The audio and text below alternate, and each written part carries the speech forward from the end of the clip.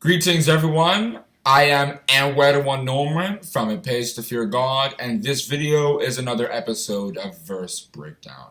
The verse for today is 2 Corinthians chapter 6 verse 14, which reads, Be ye not unequally yoked with unbelievers. For what fellowship hath righteousness with unrighteousness? And what communion hath light with darkness?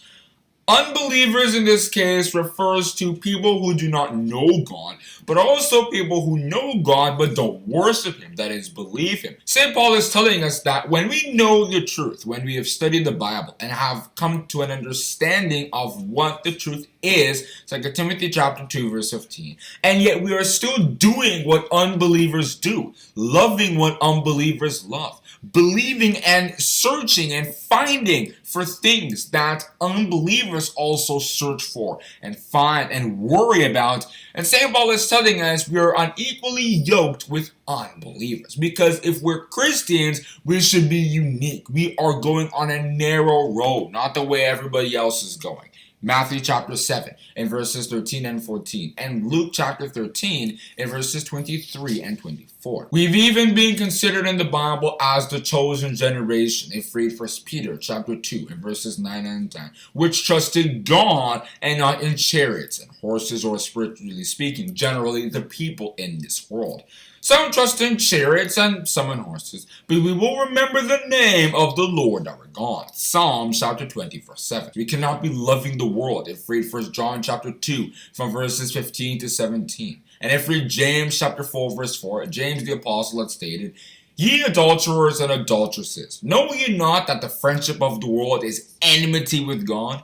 Whosoever therefore will be a friend of the world is an enemy of God. And there are examples in the Bible of people who had done so. For example, Jehoshaphat was somebody who, in a sense, was unequally yoked with unbelievers, because he had made some leagues with people who God had never really liked, like King Ahab and King Ahaziah.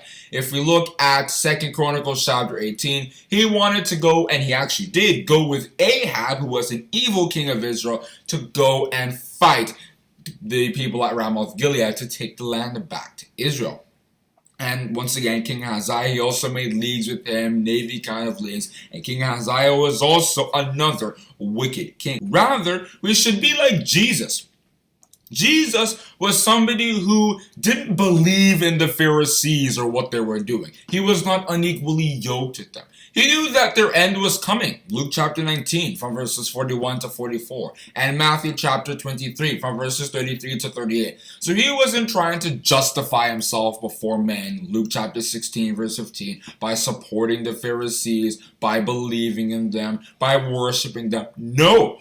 He proved himself to be stubborn against them, but loyal to God, because he knew that that entire enterprise was not going to have much of a future. And in our time, we can see that the beast is doing its thing. Revelation chapter 13 and verses 3 and 4. It's telling the world to do all kinds of things that are against God's principles, blaspheming against him. Revelation chapter 13 verse 5. We should not be unequally yoked with unbelievers, but we should believe in God and be unique by doing what God wants us to do, obeying the hierarchy of obedience. 1 Corinthians chapter 11 verse 3, because it is only when we do so that God can see us as people who are worthy of salvation. And that is where I think I can stop in discussing the verse 2 Corinthians chapter 6 verse 14, which once again reads, Be ye not unequally yoked with unbelievers. For what fellowship hath righteousness and unrighteousness? And what communion hath light with darkness? If you enjoyed this video, don't forget to subscribe and hit the notification bell. Thank you.